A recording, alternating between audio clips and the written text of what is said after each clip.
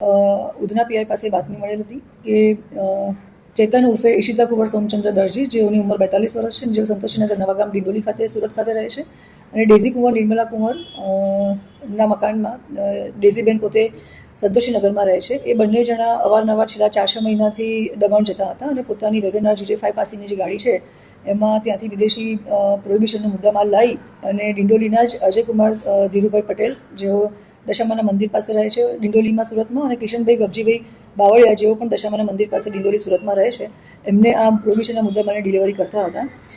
Primary investigation કર્યું અને પૂછપરછ કરી. એ દરમિયાન આ જે બંને કિન્નરો છે, ચેતન ઉર્ફે ઈશિતા કુંવર અને ડેઝી કુંવર,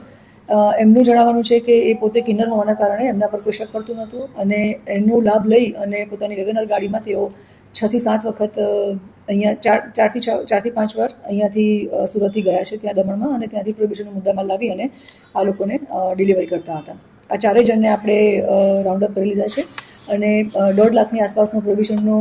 મુદ્દામાલ છે, જેમાં વિદેશી દારૂની બોટલો પણ છે અને બિયરની બોટલો પણ છે, અને આશરે 3 લાખની એ લોકોની